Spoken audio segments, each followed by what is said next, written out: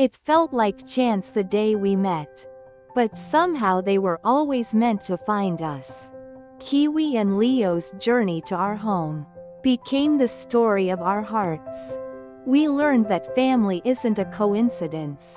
It's a choice to embrace, to stay, and to love without conditions.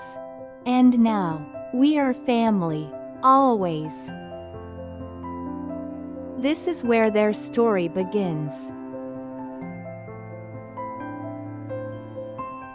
I was born on a quiet day that no one marked on a calendar. Not in a warm bed, not in a place made for beginnings, but in a forgotten corner of a storage shed in a small neighborhood in Texas, where dust gathered faster than people came, and the wind knew more secrets than the walls did. There, between boxes and broken tools, my siblings and I learned the rhythm of survival before we learned the sound of affection.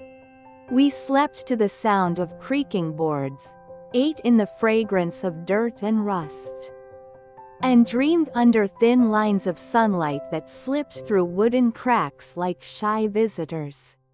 We didn't know if the world was kind. We only knew it was bigger than our hiding place. Then one day, the door swung open, a burst of light, quick footsteps, a startled gasp. "Here, there are kittens here," a voice, surprised, unsure, human. Hands reached down, careful, yet hurried, and we were lifted from the only world we understood. Perhaps it was rescue, or perhaps it was simply the next chapter written without asking our permission. We were taken away to a place called a shelter where the walls were white, the floors were clean, and the space hummed with quiet longing. Time moved differently there. Days didn't feel long, but the waiting did. Footsteps passed, eyes met mine for only seconds, and voices floated through the bars like drifting clouds. Cute, pretty colors, compliments, light as feathers, but never heavy enough to carry me home. Then it happened, I was chosen. A new house, new smells, new hands, and a name. Kiwi, a sweet sound, green and fresh and lively, a name full of hope. But names do not always mean belonging, and belonging does not always follow names. Life shifted as human lives often do, and I found myself back behind those familiar silver bars.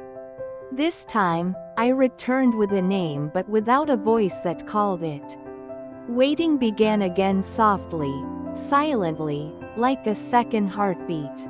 Yet something inside me had changed, a quiet knowing, a small seed. That a name unspoken is only a word. But a name given with patience and presence can become a home. And maybe, just maybe, a return is not the end of the story, but the part where hope learns to walk again. By the time I was nearly 7 months, waiting had changed me, and maybe that was the quiet reason. I was found again.